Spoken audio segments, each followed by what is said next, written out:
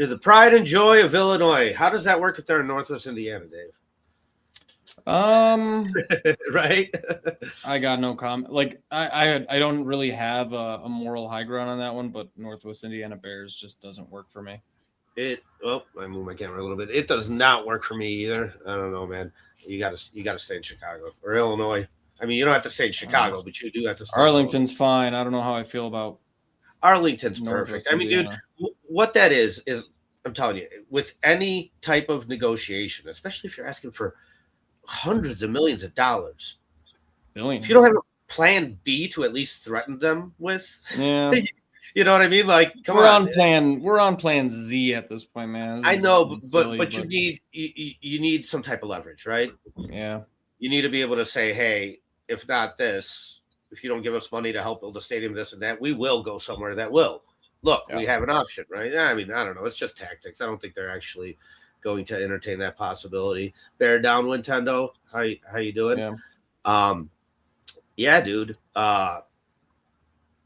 We have not been on in a couple weeks.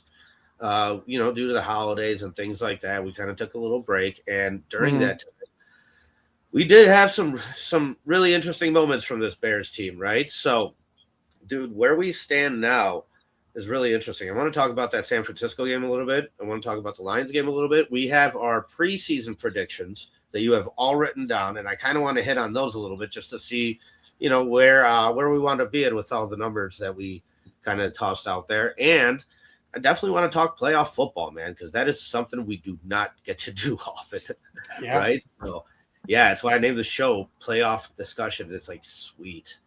Wherever you want to start, let me know. Yeah, dude. Let's talk about the 49ers game.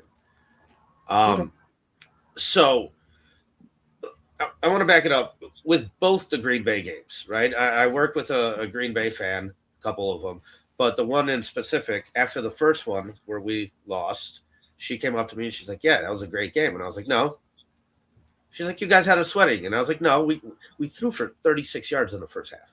To me, that's not a great game. It was a decent ending. We clawed back and tried, but to just overcome our own failure in the first half. The second game, she's like, wow, that was a great game. I was like, no, not really. Yeah. Like, you almost got outplayed by a backup quarterback. Yeah, you were clutch at the end, but honestly, it took an onside kick, a fourth down touchdown. Like, it took so much that I don't want to do that. Now, against San Francisco, you lose. However, I'm thoroughly impressed with that performance. Am I crazy?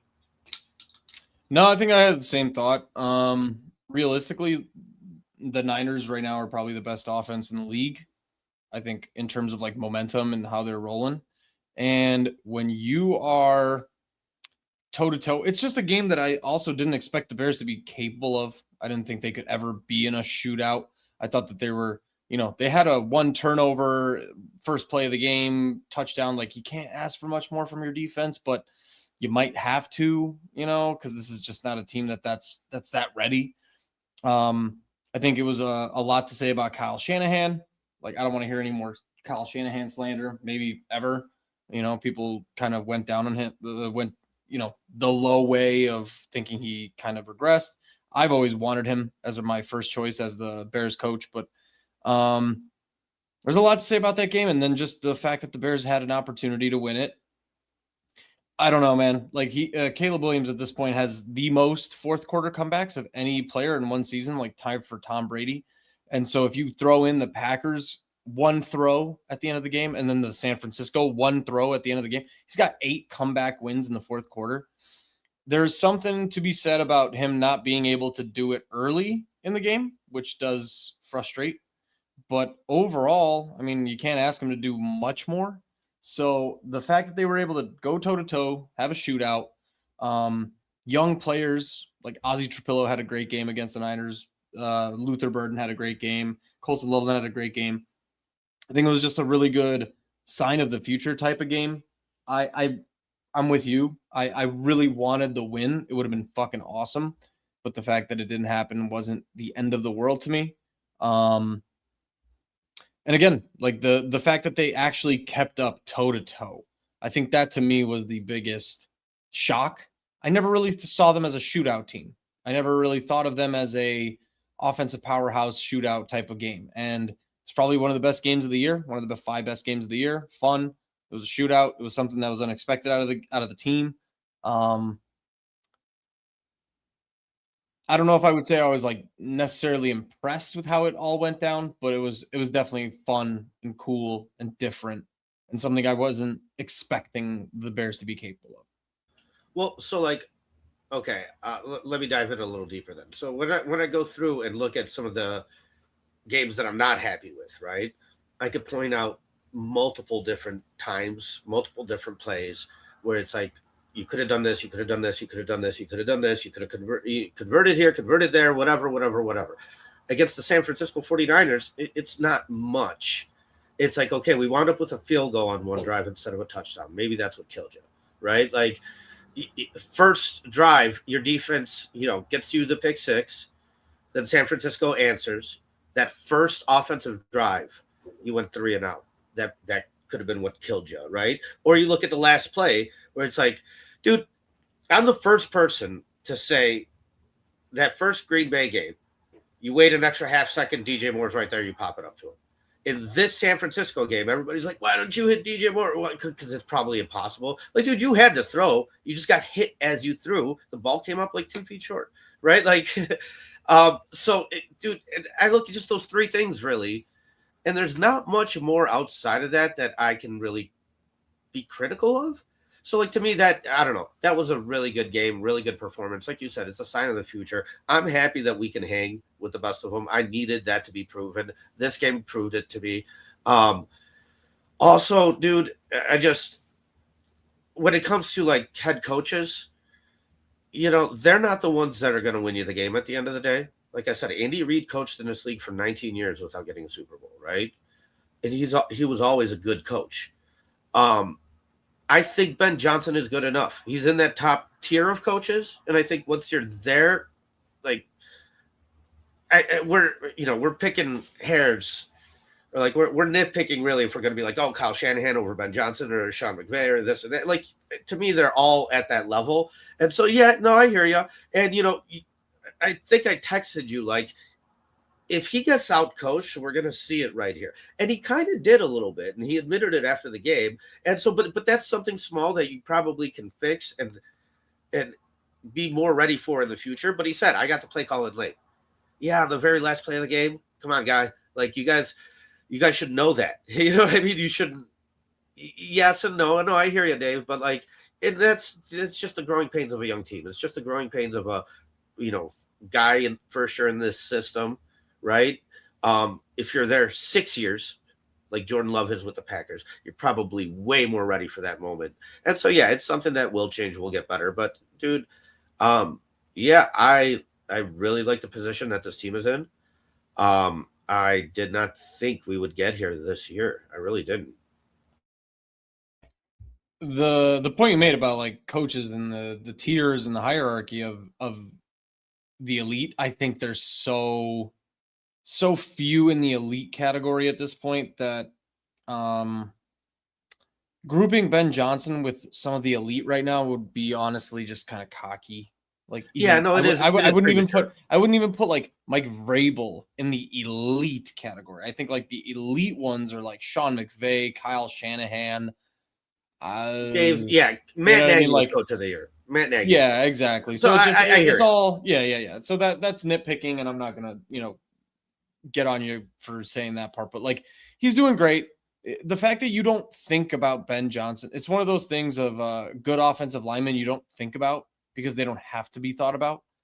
With good coaching like this, it's one of the same things. It's like, you don't think about the coaching being bad ever because it's never atrocious. It's just solid at all times. And so growing pains are a natural thing. I don't think even him fucking up the last play of the game and not getting the call in on time, I wouldn't even be mad at him about that. It's like a first-year thing that's very, very excusable. So I don't really necessarily think I'm upset with it. Again, right now, I think even somebody like us who are considered a little bit more cynical or whatever, I think we're in the brownie points phase. I think everything this season is just icing on the sundae, icing on the cake, cherry on the sundae, whatever euphemism you want to use. But there's plenty of playoff talk we can talk about in terms of realistic, and me and you are still going to stick to our guns where, hey man, like you get very few chances at this, right? You get very few bites at the apple where you're like a legitimate, I would put them in the top 6 favorite playoff teams for me in either conference. There's 14 teams that make the playoffs, dude. I'd put them in top 6. I think in terms of playoff build, it's just one of those things where you're an opportunistic turnover heavy defense. You're not the best. You don't have a single star player. I have a question for you after too, but like, you know, your quarterback can do enough and you have a running game in January. It's just how go look at teams that beat juggernauts. It's the Giants. How did the Giants beat the Patriots when they were undefeated? Run the fuck out of the ball, opportunistic defense, and Eli Manning did just enough. Yeah, that's the part we're missing, I suppose, the pass rush. But like, it's still an opportunistic defense that is still good enough to get some stuff done, you know? So I hear you and I get you. I just don't, I'm not like, I had a good vibe coming out of the San Francisco game because at the end of the day, like you said, it is a little bit about the future, which maybe isn't the right way to look at it. It's both. We're kind of talking out of two sides of our mouth, right? Like you are thinking about the future while also understanding that this is a good next step. And San Francisco was that next step. If they had come out and took a shit, we would have all been freaking out. But they didn't, and we're not. So now you're on to Detroit. You can't take a shit against Detroit again because you got dog walked the first time. What was it, 42-14 or something like that? So yeah, quarterback got you can't do that again. But all things said, I'm okay with the overall result against San Fran. Yeah, and it's like you said, this is, you said the cherry on top of the sundae. I mean, I was talking to Shane from Windy City End Zone, and I kind of used that same analogy where it's like, dude, I predicted 6 wins, right? So, like, once we were at 6 wins, I got my sundae. I was like, now, people leaving the ice cream shop, every 100th gets $100. I was like, I want to be that 100th. And now we got that $100 too. Like, okay, we're in the play. Like, dude, this is all brownie points to me. Like you said, dude, I'm so satisfied based off what my expectations were. And we can kind of get into that with the preseason predictions we made. But yeah, so that's why when I look at the future, dude, there's a couple trains of thought here because you and me both know these windows open and sometimes they close real quick. I mean, look at Dan Marino's career. He made it to the Super Bowl and said, "I'll be back," and then was never back. Like, yeah, right. A more recent Joe Burrow.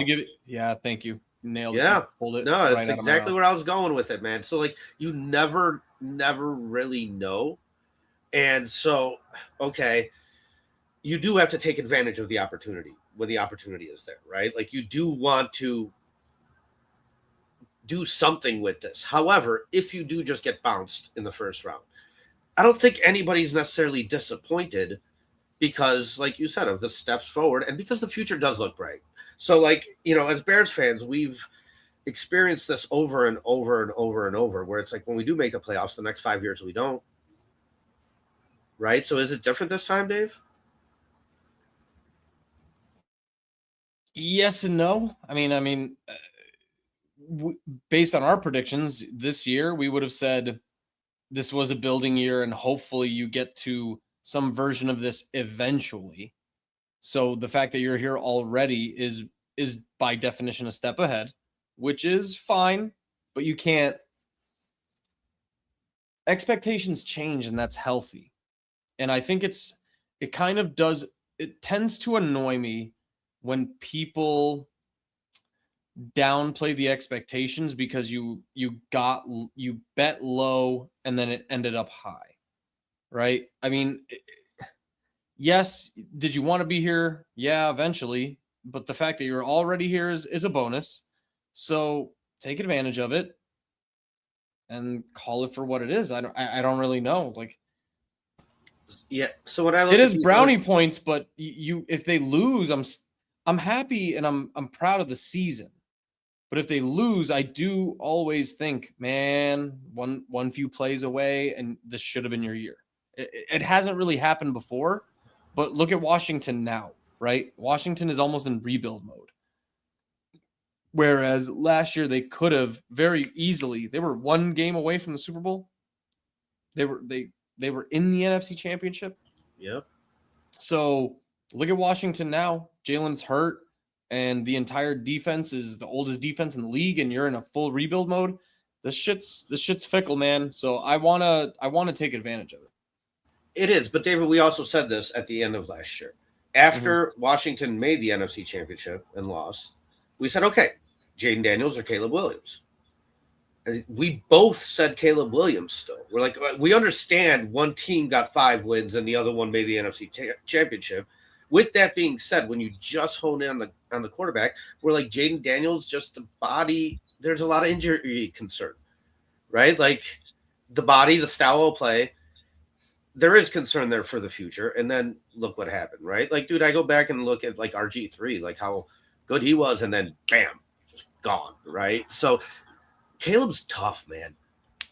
Like, other than being, benched for that Detroit game, which it was out of hand at the time, so why leave him in there to get him hurt? Other than that, like, has he missed a snap? No, in 2 years? We can get into the Caleb thing, and he's still not my favorite. He still has plenty of flaws in the sense of 50. I think 50% completion percentage is just his personality at this point, and it bugs me to maybe an irrational extent. I can't get over it. 50% in the modern NFL. Did you see the stat on drop passes? No, I didn't. Oh, yeah, he had like the 4th or 5th highest drop passes. The highest at 11%. Is it? Trevor Lawrence has to have a higher one. I don't know, man. So like they're whatever. Listen, I'm not trying to make that case, because to me it's not good enough either, right? It's funny going back and like looking at the early games and watching some of the ugly throws. They were ugly, and like they're still there to an extent. He's still sailing the ball here and there, like but I feel those things all can be cleaned up. And what gives me optimism is the fact that, like, what needed to be cleaned up this year was the sack numbers. And you did that, and you did that better than I expected. I know when we do the preseason numbers, I predicted 40, and I was like, that's still too much. You know what I mean? You predicted more than that. I have it right. Oh, my God. Yeah. So there you go. So in my opinion, they did a phenomenal job there. So now, looking at this next offseason, I still think you're going to keep improving and keep fixing things. Let me finish my point, because it's going to sound like I don't like the guy. I think there's a few glaring omissions that this year, let me be specific, this year will not be able to be fixed and will slow you down. Once it was like 10 games in, I acknowledge he's got the full year. There's nothing that can stop him from just getting like an unlimited amount of grace. He's done enough, and he will have done enough to be the Bears quarterback until further notice. It's just built in. Oh yeah, right? For sure. Yeah, that's built in. Locked in. That's not an argument. There's no more replacing him talk. There's no more benching him talk. None of it. It's gone. It's over. So at this point, right. the conversation becomes like, what his biggest weaknesses have not become a strength yet. But like you said, the biggest weaknesses from last year was sack numbers to me. And I think he took a lot of them on his own. And then his deep ball was like, can we just like no one ever talks about how atrocious his deep ball was last year? It was fucking obscenely bad. It's was better so this bad. year, but it's still not good. It's not good, but it's a lot better. That's where I was going to say, like, he still doesn't have a lot of touch and feather on the throws. Like even the Colston Loveland pass in the end zone against San Francisco was just a fucking rocket into a gap. But it's significantly better. The same way. this is where, and I've told you this on the phone, we haven't done a show in a while, but I said this. So for anybody who thinks that I'm not a fan of Caleb, the closest comparison to a young quarterback that I can say Caleb is at this point, and his career trajectory, you said it. I mean, it's your guy. It's Tom Brady. It's Tom Brady, and it's not even, there's no career trajectory compared to Caleb Williams that is anywhere comparable in terms of a good Hall of Fame future quarterback than Tom Brady right now. So that's like my standard. My standard is Tom Brady. You know that. Like my tippity top, my standard, my goal. So when I say I think that Caleb is a young Tom Brady or looks like a young Tom Brady, there's still a lot of work, obviously, but this is exactly Tom Brady's MO. Go look at his early games. He was a 200-something yard passer. He was a 1-to-1, 2-to-1 ratio guy, and he was clutch in the fourth quarter, but he wasn't good early. And he just kept the game going. And granted, I don't think, and this is where it's one of those things that I don't want to hear people throw it back in my face. I knew this was Caleb all along. He's not that different. He's still the same quarterback, but his progression, let me go this way. His progression is comparable over a longer amount of time. I don't think he's even going to be necessarily that much better next year at this point, but I think you just have to ride it out at this point with Ben Johnson, because Ben Johnson has earned the right to mold Caleb. So that's what I've seen out of Caleb. It's his two biggest weaknesses have become significantly better. What he's already good at, and there's a lot of little nuanced things that I even like learned from Hogan Johns. It's a lot of the early like quick screens were his weakest part of his game. Forget the sacks, forget the deep ball, like quick screens. He couldn't do them. He couldn't do sidearm slings. He couldn't do quick wide receiver outs or anything. It's just automatic nowadays.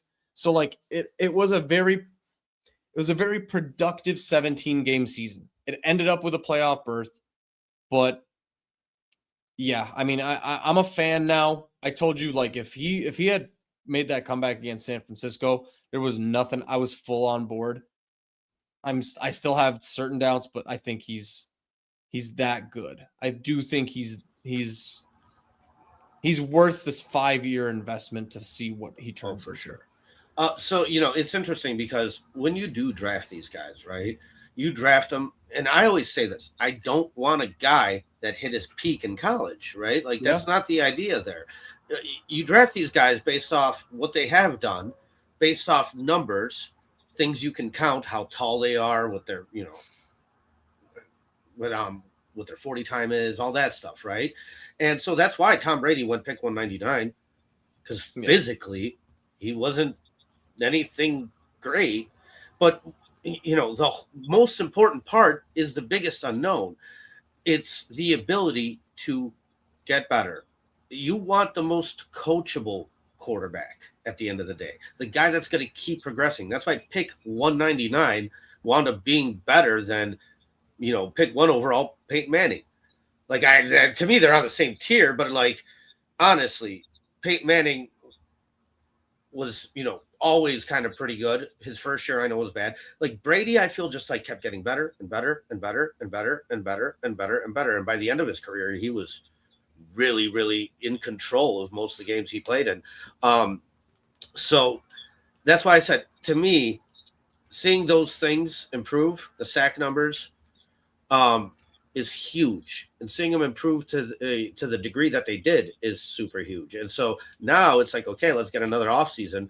Let's work on some of this other stuff. And I think Caleb will continue to get better and better and better. And if you do, and you make some of those first 3 quarters a little less sloppier, then those clutch moments will come into play when the defense lets you down, when the running game lets you down, not when you let yourself down, right? Like, because that's kind of what we're seeing right now. We're seeing, him struggle and then him overcome his own mistakes throughout the game, which is, I mean, dude, it's great. Clutch moments are great, and they are super important. I mean, it never shows up on a stat sheet, right? Like, what's the difference between converting a third down at the end of the game versus converting a third down at the beginning of the game? It's the amount of time the opposition has to overcome that, right? So, like, yeah, you converting third downs at the end are way more important than converting them in the beginning, but it doesn't show up on stat sheets, right? It's just you converted this many out of this many. So, like, I don't know, man.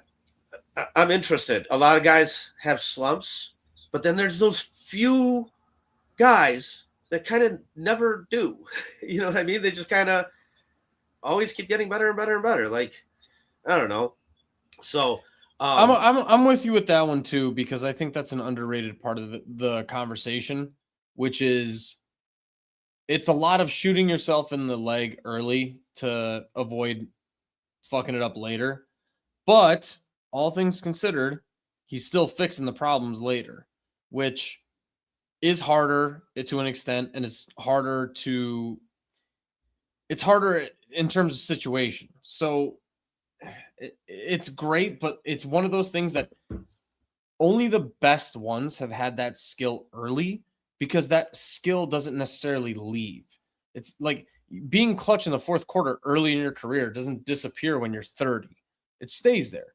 But what can join it when you're 30 is getting good in the first, second, and third quarters, taking what you're doing in the fourth quarter and applying it to the first, second, and third quarter.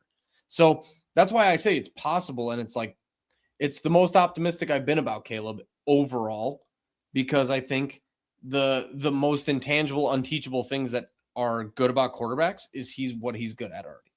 So that's, that's part of the formula. A-plus throw for Caleb Williams. He knew it when he let it go. That ball's in the air a long time. On the fake, Williams looking downfield.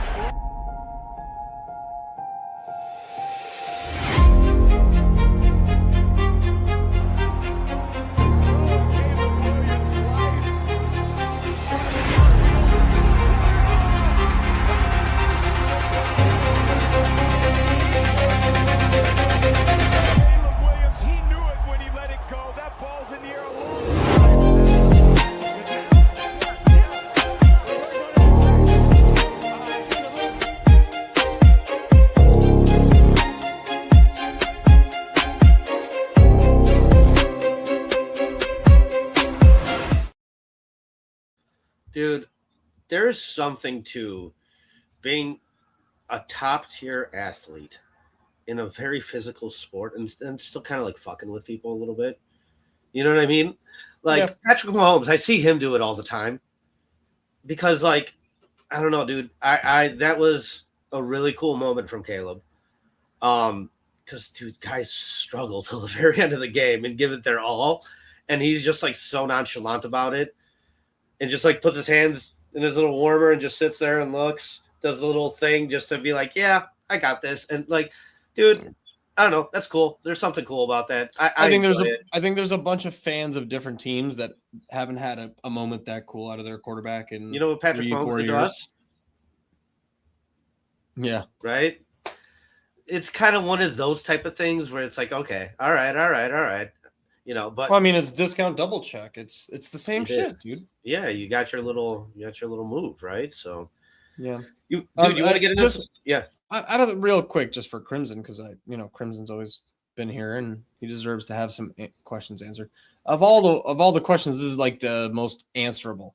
It's not that I don't think he'll be much better next year. I think there's certain parts of his game that are not, you can't like out coach it, right? He's still, no matter how much you coach Caleb, he's not going to all of a sudden be just this like pure pocket passer. He has one of the best like pockets in the league this year, and he still holds onto the ball a little bit too long, and he still like tries to make a play out of the pocket.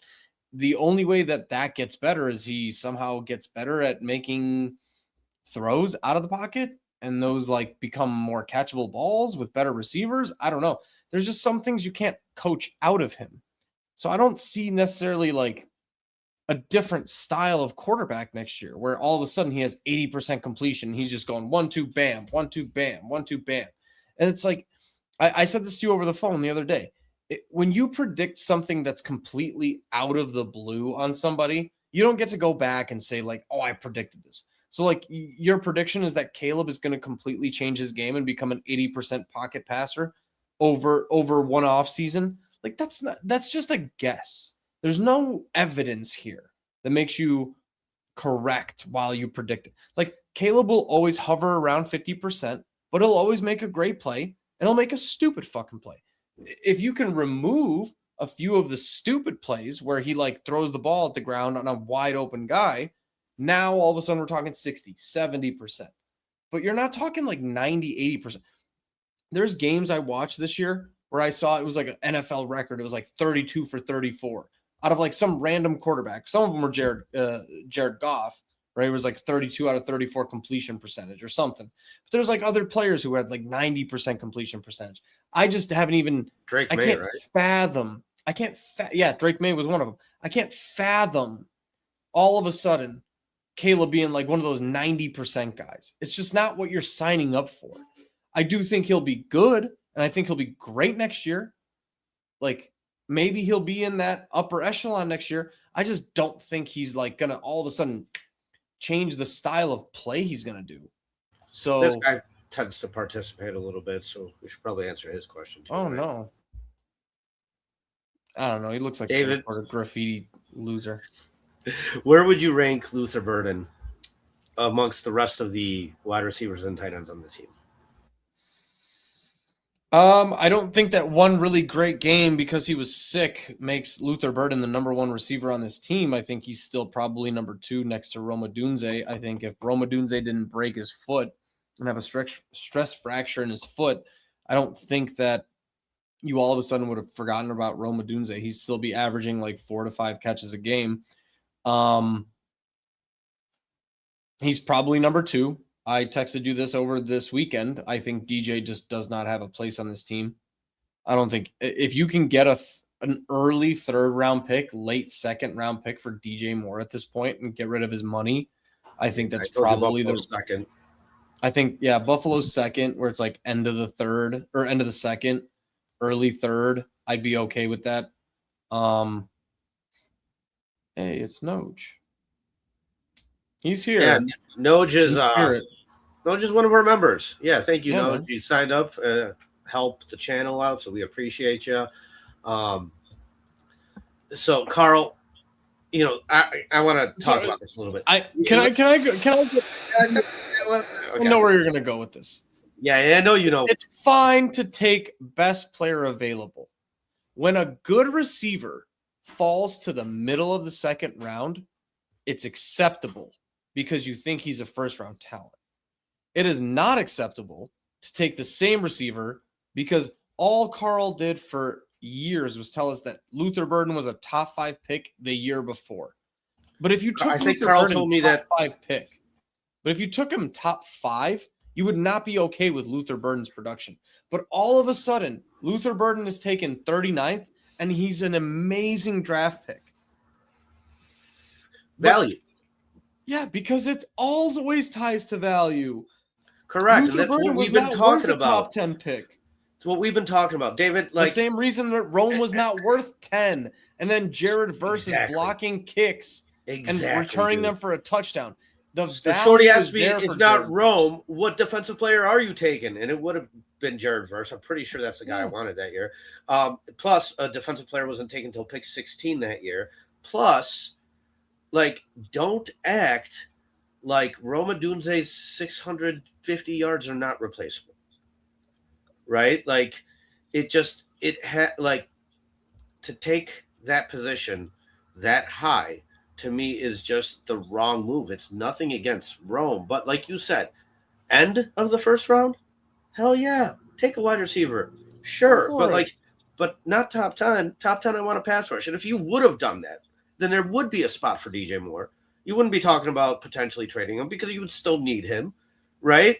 And you could probably get good or more production from Luther Burden this year in a way. So I don't know, man. He could have gone a little bit different. To comment on Carl's comment, he's buried under 2 wide receivers. I would have loved for him not to be buried under a 2nd wide receiver that you are forced to play all the time as your number 1 because he was drafted top 10. That's the point. I would love to have Jared Verse next to Montez Sweat and DJ Moore and Luther Burden be your starter wide receivers. Yeah, that would be that is the point. That is the point. Your team is better that way. That's the point. And now people are getting like, offended about DJ Moore trade talk. And it's like, well, no, the situation calls for it. Yeah. And I'm okay with it. Like, now here's the other part, Paulie, which we've gently touched on. You got better quicker than you thought. And the unfortunate part is now you're going to draft a defensive end, which you desperately need, in the mid-20s. Yeah, which is just not a good place where you get defensive ends. Exactly. Could you get a starting wide receiver at mid-20s? Absolutely. Absolutely, you can get a starting wide receiver in the mid-20s. You can get a starting fucking safety in the mid-20s. You can get a starting, name a position other than defensive tackle and defensive end. You don't get those in the mid-20s. Or left tackle. Yeah, or left tackle, like trench guys. So the whole point is that Rome Odunze was never fucking. You can pull up, clip that. You can pull up me reacting to Rome getting drafted and me screaming and being pissed because a wide receiver at 10 makes no sense when you just drafted a quarterback number 1.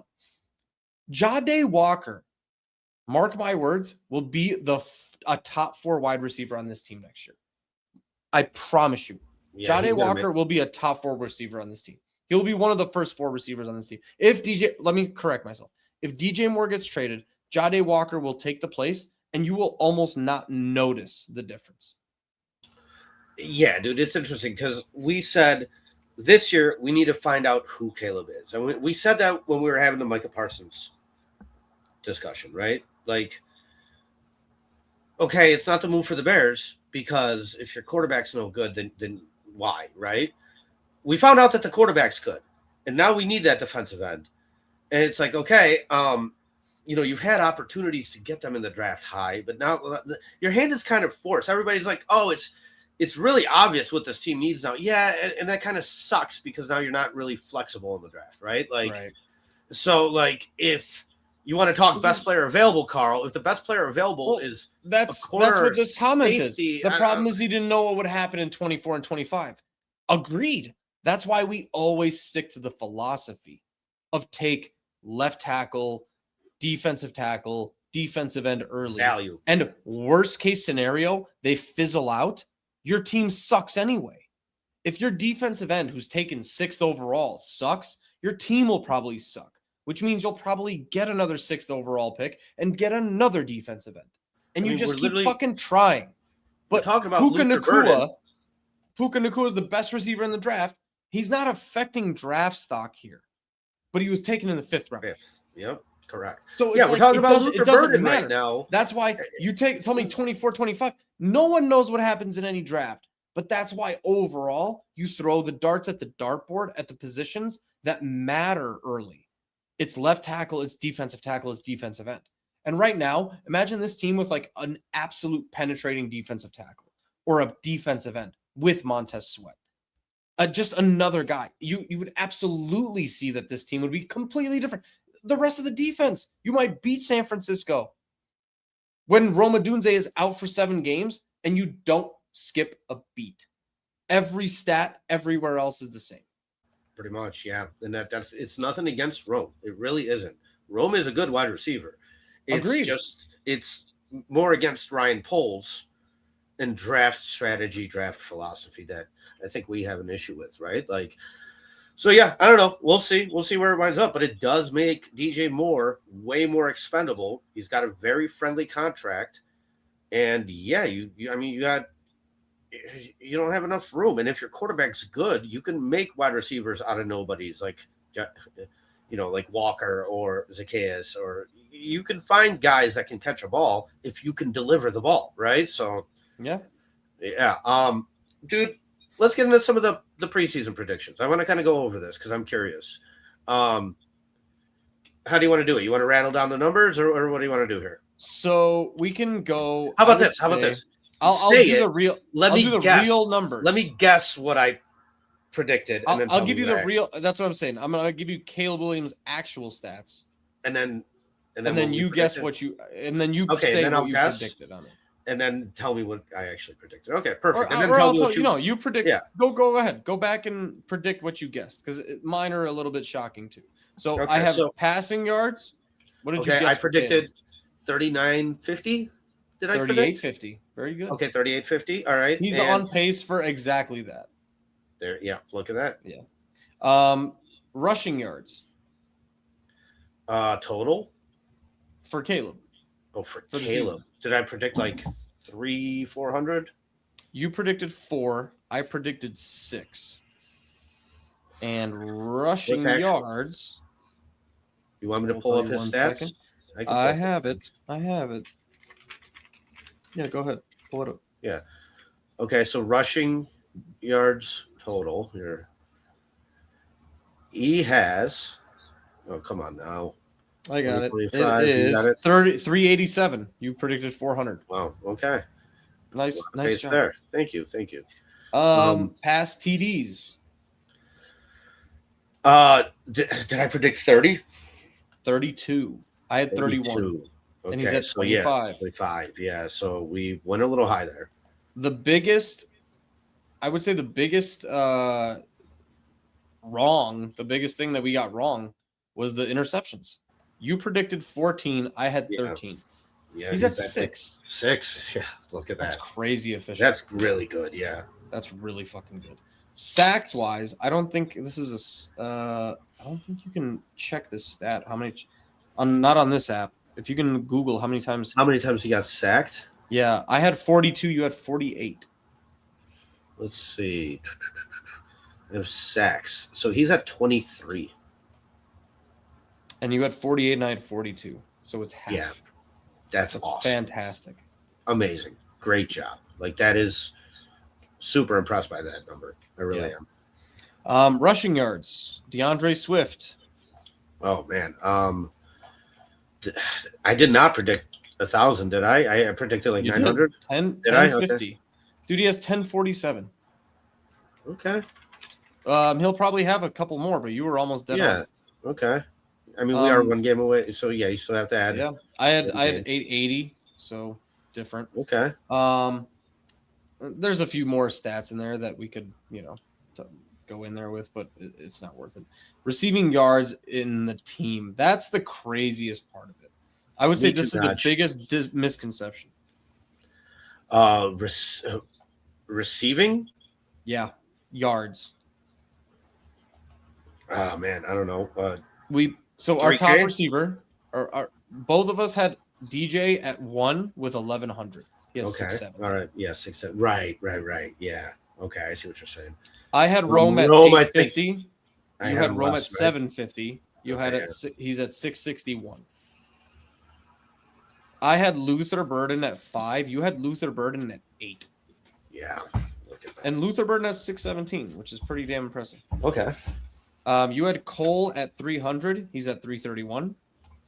Olamide Zacchaeus, you had at 300. He's at 313. Really well done. You had Colson Loveland at 550. He's at 622. You're almost like receiving yards minus DJ. You're almost dead on. Wow. And then the running back position overall, you had at 300, which is way over because Kyle Monangai and DeAndre have like 400 already. Yeah, I did not expect this running game to be this good. I had Zacchaeus at 6, Loveland at 550. He's already passed that. Komet at 350. He's at 330. Yeah, we were both pretty accurate. I mean, depending on the player, but it was pretty good. We had general defensive stats, which are the biggest thing we were off on is wins. And that's the most important one. And good job. Yeah. We had both of us had Kyler Gordon as our defensive MVP for the season. Yeah.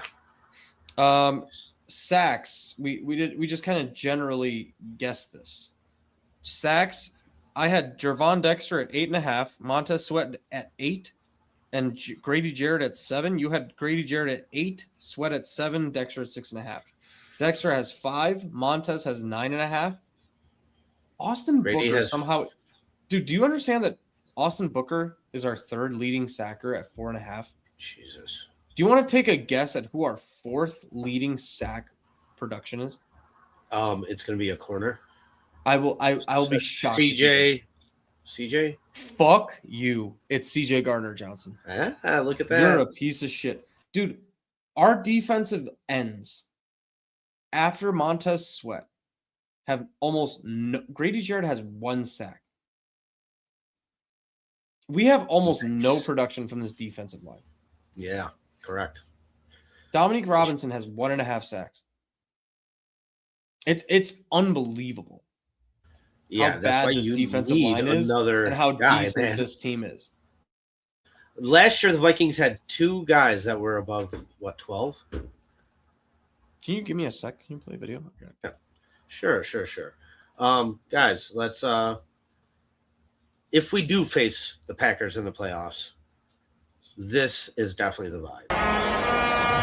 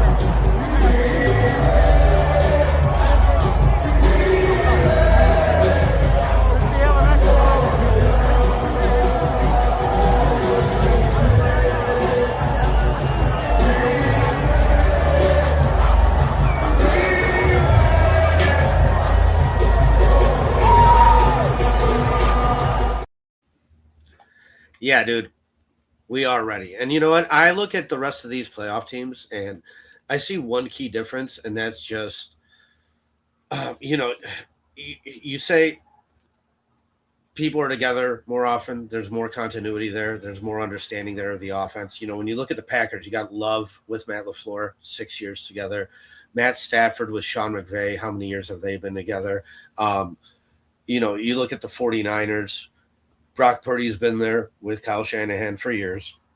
Dude, I look at the Seahawks, and it's like, okay, Sam Bradford's been there a year. They have a relatively new coach. Because of that, that's like the one difference between them and some of the other teams. But I look at all these teams really, and there's not one team where I don't think that it's a winnable type of game, right?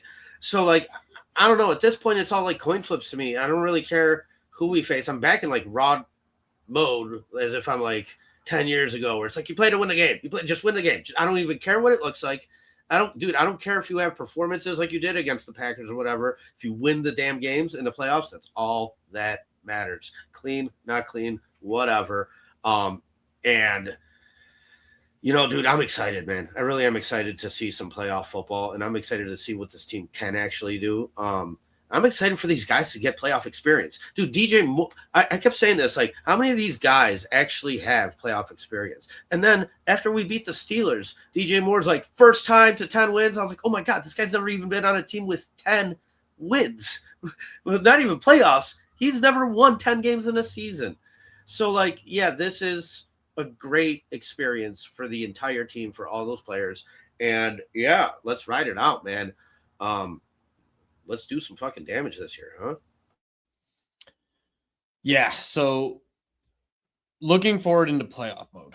So I've said this, I want to say since like week 13, 14. I think they are a terrifying playoff team to play against. Not meaning they're like the best, but if you're the Rams and the Bears can play ball control, like let's say the first round matchup. So the situations that you can be in as the Bears. Second seed, the 7th seed has been locked in. The 7th seed is the Packers.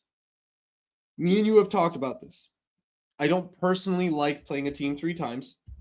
Realistically, minus the amazing comeback, you should have gotten swept by the Packers.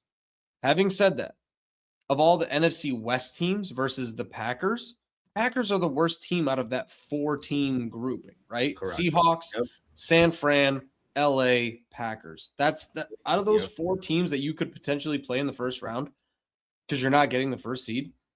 The Packers are the worst team to play. Like, they are by far the worst team. Side tangent. Fucking classless. Somebody fill me in if I'm wrong here. It is one of the biggest piece of shit moves by a piece of shit organization to get Trayvon Diggs off of waivers and pay him $500,000 for one game so that the Bears don't get him. The stars align for Trayvon Diggs to end up on the Bears. He is formerly coached by Al Harris. He had his MVP, Pro Bowl season, defensive MVP season under Al Harris. The Bears need a cornerback for a playoff push. He wanted to go to a playoff team. It is a full piece of shit block you move. You're not winning the Super Bowl, Green Bay, you fucking pieces of shit. You lost Micah Parsons and Jordan Love has scrambled egg brains. Fuck you. It is one of the biggest piece of shit block a player from a team moves I've seen in recent years. Clip it is that. Unbelievable. Clip that. Fuck you. That is one of the most atrocious piece of shit moves. Dude, Diggs is bad. He is helping the Bears on defense. I don't care, dude. He is an absolute help on the Bears team. You're not starting like Josh Blackwell in an emergency situation. You're starting Trayvon Diggs. Like, it's fine. I get it. He's not great, but it is an upgrade. It is at least a body. The Packers are like, we're one mediocre cornerback away from the Super Bowl. Fuck you. You lost Micah Parsons and Jordan Love. You're not winning anything. You don't need to put in a claim for this guy. It's a full block move for a division rival. Like, you want to talk about how the rivalry is not real. We're their little brother. It's such a piece of shit move. And I don't even care how good Trayvon Diggs is. Like, fuck the Packers for that piece of shit move, dude. It is disgusting. Nah, he's the team that picks him up pays him league minimum. They pay him league minimum, but they still owe him like $600,000 for the last game plus league minimum. But like, if he clears waivers, it's league minimum, and you're getting a league minimum contract for like your third. Dude, I'm sorry. Like, Trayvon Diggs is your third best cornerback when healthy. It's Jalen Johnson, it's Nashawn Wright, and it's Trayvon Diggs. It's just that simple. CJ Gardner-Johnson's like a safety, middle linebacker kind of guy. Whatever. I don't care. It's a piece of shit move. Anyway, so we're thin there. We're thin there right now. We needed that guy more. They for didn't an actual need him. playoff push. You're not actually a playoff push team. You're a 7th seed. Best case scenario, you're in the second round. Fuck you. I fucking hate that shit. That's such. I don't get into like my feelings about this type of petty shit often. That was a petty ass fucking move. It's so fucking petty. Fuck them. I hope the worst. Whatever. I hope the fucking worst for the Packers. Fuck them. I do too. I do too. Fuck them. And like shit. Brian was telling me, he's like, man, he's like, these last couple of weeks have reminded me how much. And Brian's a Packers fan, just so everybody knows. He's like, how much I hate the Bears fan base. And I replied to him, I was like, yeah, but like, fuck you guys. Like, at the end of the day, guys, that's the thing. I thought a couple different ways about this matchup against the Packers in the playoffs, right? And like I said, at this point, I'm really not afraid of anybody. But you do have to incorporate it. Like, if they did sweep us, I would definitely not want to face them a third time because, like, no matter how many wins we get this season, if it ends with us still not being able to beat Green Bay at all and then getting swept by them, with the third game in the playoffs, then you look at it and you go, well, what has really changed? Sure, we've won more, but we still can't get over that same hump we've been trying to get over. But we have. Like, Caleb's 2-2 against them, right? So he's even. And to me, I'm starting to think more opportunistically. I want to twist that knife, man. I want to knock them out of the playoffs. Like, it's time. It's time we start doing that. And so this matchup doesn't really scare me because even now, if we lose, I don't think it leaves as sour of a taste as it would have if we lost both games during the season. You know what I mean? because like you said, it's all brownie points at this point. And so there's a lot if you beat them though. You know what I mean? That does kind of mean something. And what doesn't mean truly at the end of the day, it's kind of meaningless. It's more of just for conversation for us fans to be able to shove in each other's faces and this and that. I'm not, I'm sure it means something to the players, but for them, I don't think it matters that much. They just want to win whoever they play against, right? Like they just want to win. So I don't know, man, but I'm looking forward to it. I really am. I will embrace it. That was my point. Like the Bears are a good matchup for any playoff game at this point.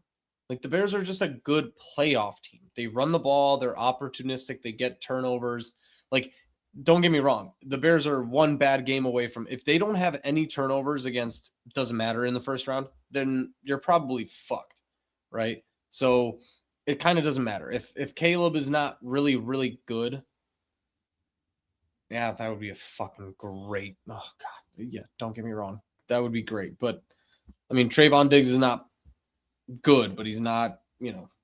He's not a body that you can't use. If he gets one interception, I mean, it's just you get laughed in your face with a comment like that. Well, like you said, he had his best year under Al Harris, right? So like that was my big point. It's like it's an Al Harris reunion. He gets to come back to Al Harris and make something. If he gets one interception in any of these playoff games, it's already worth it. It's the fact of the matter. So,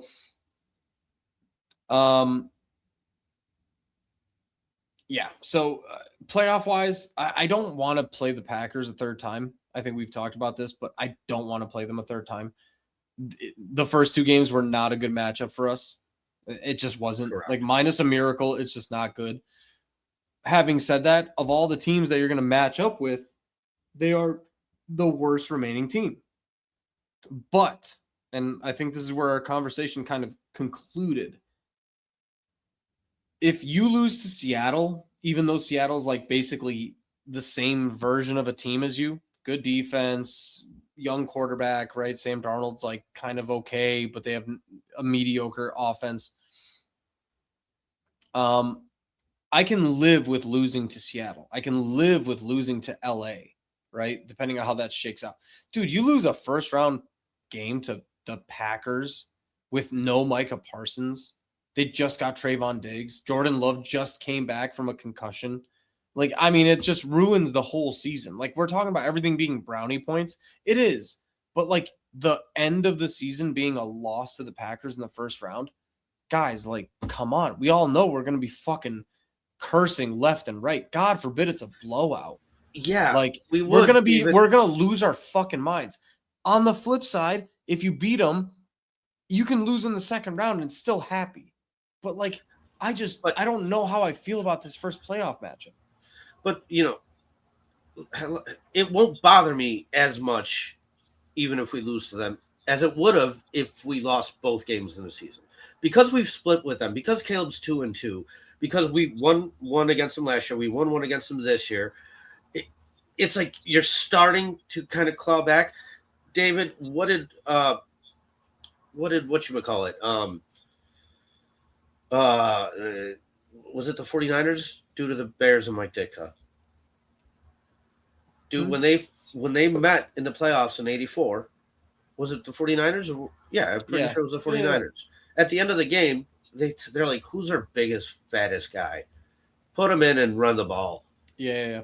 And that's how the fridge was created. Yeah, and then the next year, they came back more pissed, more aggressive, hungrier than ever. So, like, I don't know. I think if you do lose to the Packers, it's not a great thing by any means. But I think you don't forget it next year. And I think there's a chance that,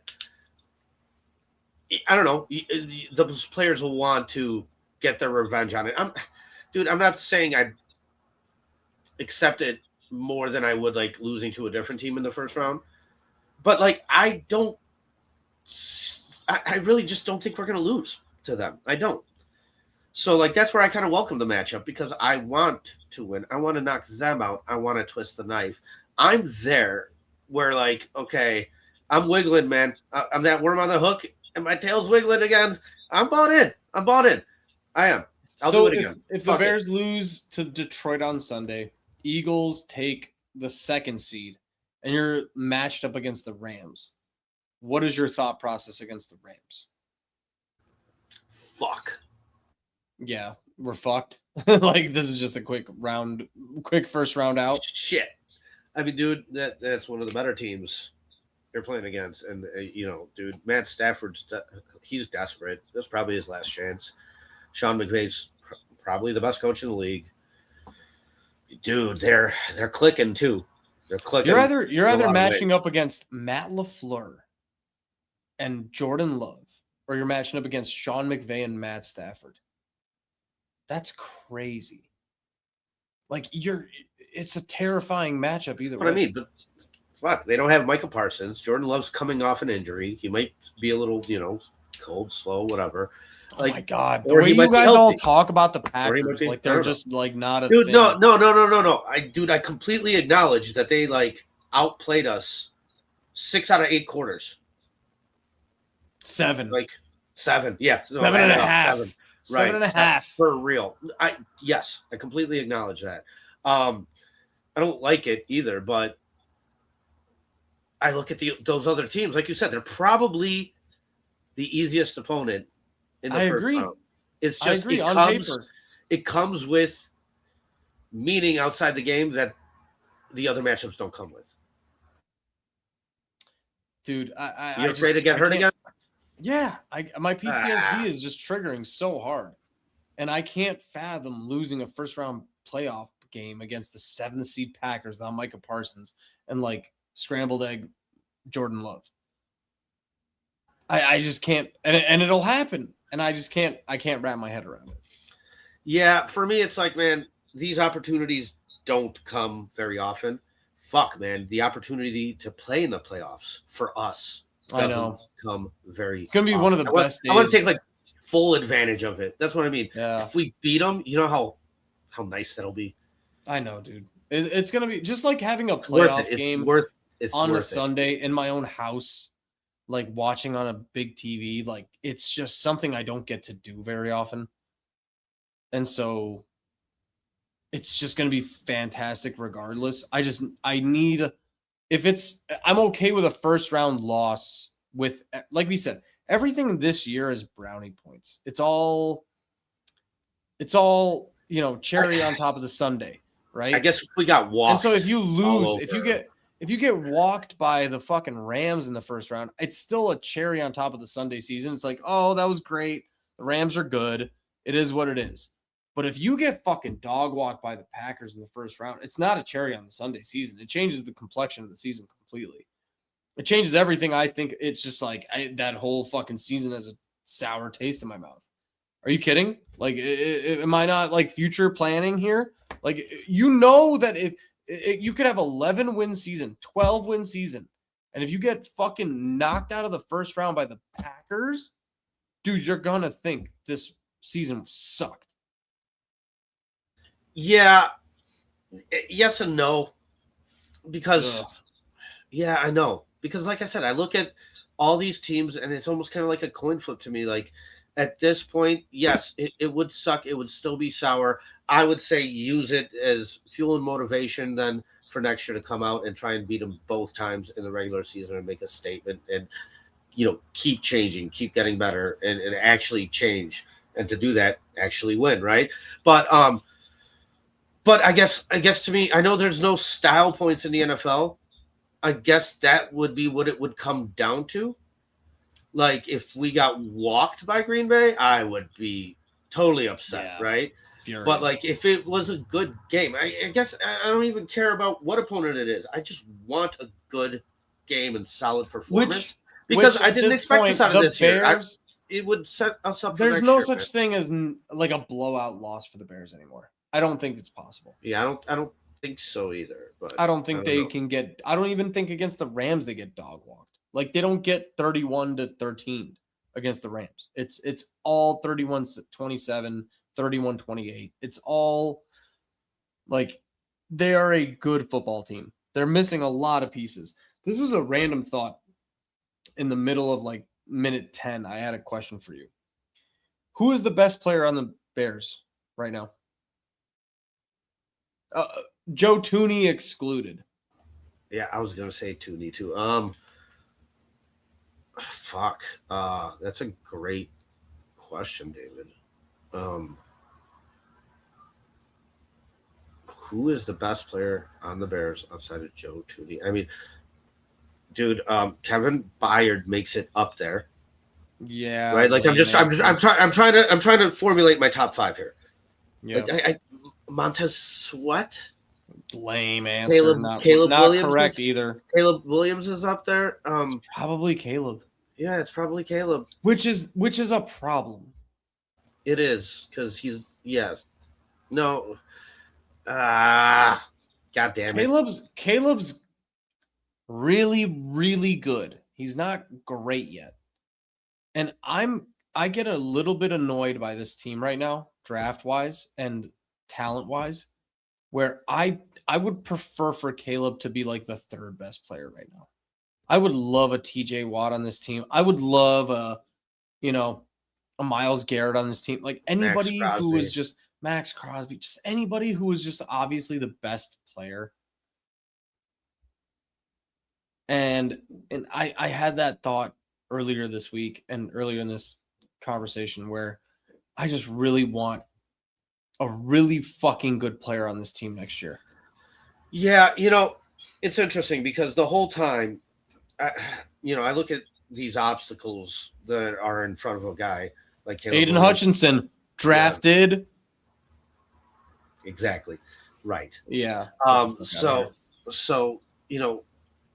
all these obstacles in front of Caleb, and like he's surprised me a lot. There's been a lot of things that he's been able to do this year that are challenging, and he's succeeded. Has it all been great? No. Like we said, there's been a lot of things that can get fixed. A lot of sloppy, poor play on just easy throws, and you're not making all your layups. But like last week, he's 600 yards out from 4,000. And I was like, okay, I told you this. I was like, okay, 300 yards a game. That's something he doesn't hit, right? Like he's averaging like 220, 230. That's usually where he's at. Like he's good for 200, right? The 300 mark has been hard for him. And he plays against San Francisco and you get 330. And I'm like, good. Okay, let's see you put up 270, because I wasn't sure if he could get the 600 in the last two games. And it's like I keep being proved wrong by watching them overcome these obstacles. So it's like, okay, go ahead, play Green Bay in the playoffs. Like I like I said, there's something to it where it's like I almost kind of want it, because it's like, go ahead, do it, and show me that you are for real. That you're legit. And if you're legit, then it shouldn't matter. You think it matters to Green Bay? You think from their perspective, who do you think they'd rather play, us or the Eagles? I don't think they care. Exactly. I think most teams that are good probably don't care. They're just ready for the playoffs. You know what I mean? And I think that's the mindset, and that's kind of that's our next step, though. It is, because the PTSD is so bad. Because guys, we have not beat them. Yeah. In the last fucking 15 years have been terrible. So, there's a lot of reasons to think that it's going to continue to be terrible. But seeing as how they are overcoming these challenges, I'm going to throw another one at them. Like, go ahead, Ben Johnson and team. Do the thing that we want. Like, we all want to beat them in the playoffs. We do. Everybody in Chicago wants that. Yeah, man. I mean, we're gonna find out. I would say let's take it 1 week at a time. We kind of reviewed the playoff. You want to hit on the Lions a little bit and then wrap this up? Yeah, I was gonna say, what's your thoughts on the? Dude. Thanks, Prometheus, dude. Thank you, dude. That's awesome. Yeah.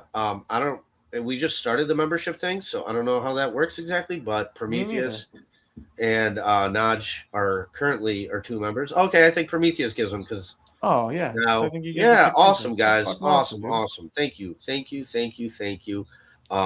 It helps keep the channel going, so we definitely appreciate all you guys. How we do things, like we don't ever expect any of this. So thank you for anything extra. Yeah, I wasn't you guys can watch this all the time ever for free. we'll never Yeah. ask you for this, but thank you for it. It's Correct. so kind. Thank you. And like that's why I debated making like members only content, and I was like, no, I kind of want my content to be shared with everybody. Yeah. And it's more of like a donation to us. So thank you. I really appreciate it. I might toss something in there here and there for you guys, but yeah, really, really nice of you, man. Thank you. So Lions. I think Ben Johnson drops his dick on the table and fucking wins 38-17. I'm expecting a damn good beatdown too. I think he's gonna get his revenge. It's set up for it. It really is. Yeah. I mean, the Lions are out of it. They have nothing to get injured over, right? So like, No. why would you? And then we want the revenge. So yeah, I do think this one's going to be a win. And I think it's going to be a pretty decent score and a gap. 38-17. That's my I'll go 30-17. Yeah. Yeah, something like No, that. So, yeah. Dude, this is such an indictment, and it pisses me off every fucking day. there you go. No That's a first great round defensive player. Like fuck that shit. Start taking corners, start taking defensive linemen. Because that's what this team that's where this team elevates. You put defensive line or cornerback help on this team, and everybody, oh man. I don't know about you, Paulie. Did you see the Dennis Allen hate after San Francisco? I thought that was the most ridiculous thing I've ever seen. No. Yeah, people are talking about Dennis Allen sucking. I was like, dude, you're delusional if you think Dennis Allen's the problem. Guys, he's gotten this defense to overperform. Like by a mile. Yeah, by a mile. I think this whole team has like 15 sacks. Get the fuck out of here. Yeah, I mean, right. He's working with dog shit. Yeah. Turning it into chicken salad somehow. So yeah, for sure, man. I don't know. You got anything else? Happy New Year, everybody. Happy New Year. Hope 1 week at a everybody's time. Let's go. Regardless, we're guaranteed a fucking playoff game, and Hell we'll yeah. go from there. So, all right. Appreciate everybody. Hope you guys like the new logo. Prometheus, thank you for the gift. And thank you to Okay, everybody thank for you. participating. And yeah, we love the conversation. So yep, fuck Green Bay. And Absolutely, dude. Crimson, Fuck those bitches, dude. good, better, best. Let's do it, man.